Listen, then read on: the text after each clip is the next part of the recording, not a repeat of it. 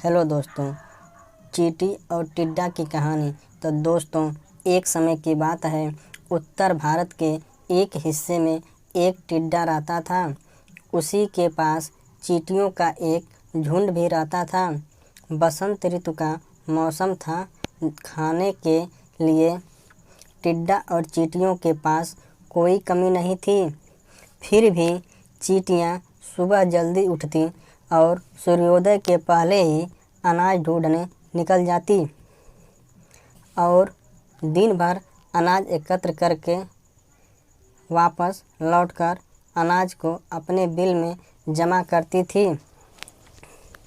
जबकि टिड्डा दिन भर गाना गाते हुए घूमता फिरता था। टिड्डा चींटियों को देखता और सोचता था, मैं तो इतनी मौज मस्ती की ज़िंदगी जी रहा हूँ और यह चींटियाँ दिन रात इतनी कड़ी मेहनत करके खाना इकट्ठा करने में लगी हुई हैं। टिड्डे को अक्सर चींटियों पर हंसी आती थी। एक बार अनाज का दाना ले जाते हुए एक चींटी गिर गई। पास में ही टिड्डा बैठा हुआ था। चींटी ने टिड्डे से मदद मांगते हुए बोली, भाई टिड्डे, क्या तुम इस अनाज को मेरे बिल तक पहुंचाने में मेरी सहायता कर सकते हो? टिड्डा बोला, इतना सुहाना मौसम है, तुम्हें इस मौसम का आनंद लेना चाहिए। चारों तरफ कितनी अच्छी हरियाली और खाने के लिए भोजन की कोई कमी नहीं है। सुनहरी धूप निकली हुई है। मैं तो दिन भर गाना गाता हूँ और इस सुंदर प्राकृतिक दृश्यों का आनंद लेता रहता हूँ। जबकि तुम मूर्ख हो जो सूर्योदय से सूर्यास्त तक मेहनत ही मेहनत करते हो और भोजन संग्रह में लगे हुए हो। चींटी बोली, टिड्डा भाई, हम यह भोजन गर्मियों के लिए इकट्ठा कर रहे हैं। गर्मी में जब चारों तरफ अनाज की कमी होती है और खाने के लिए कुछ नहीं रहता, तब यही भोजन खाकर हम जिंदा रहते हैं।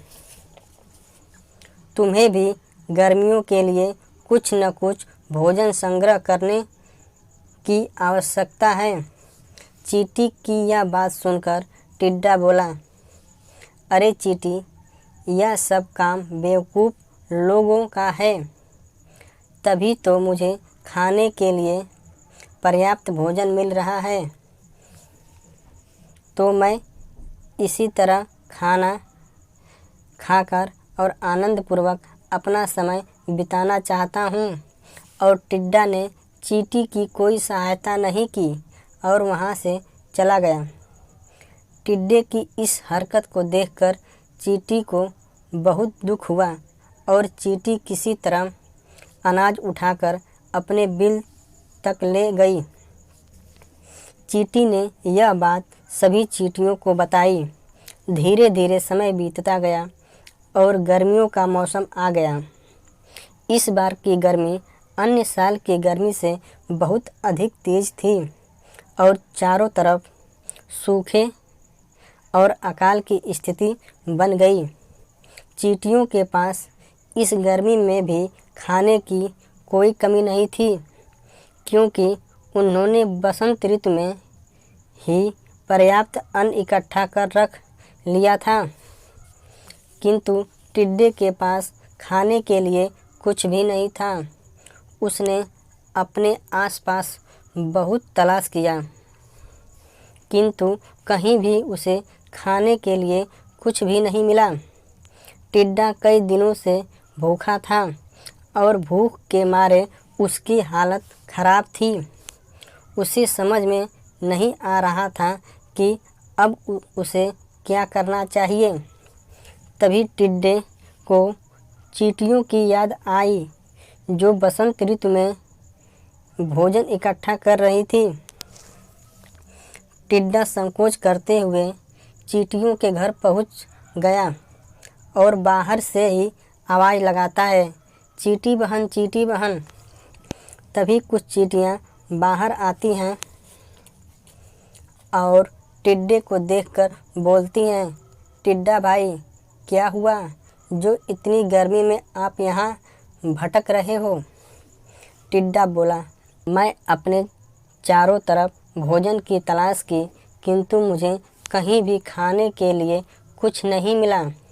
मैं कई दिनों से भूखा हूँ, कृपया मेरी कुछ मदद करिए, मुझे कुछ भोजन दे दो। उसी समय चींटी भी आ गई, जिसका टिड्डा ने कोई मदद नहीं की थी और उसका मजाक बनाया था। उस चींटी ने टिड्डा को देखकर बोली, जब हम मेहनत करके भोजन इकट्ठा कर रहे थे तब तुमने हमारा मजाक उड़ाया। हमारे बार बार कहने पर भी तुमने भोजन इकट्ठा नहीं किया, उल्टे हमें ही मूर्ख और ना जाने क्या क्या कहा है। ऐसे में हम तुम्हारी कोई मदद नहीं कर सकते, क्योंकि यह अनाज हमने आपातकाल में खुद को जिंदा रखने के लिए एकत्र किए हैं। इस प्रकार टिड्डा वहाँ से उदास होकर जाने लगता है।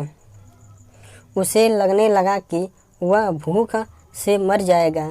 तभी चींटियाँ टिड्डे को बुलाती हैं और उससे वचन लेती हैं कि अगले बसंत में टिड्डा भी मेहनत करेगा और अपने लिए भोजन एकत्र करेगा।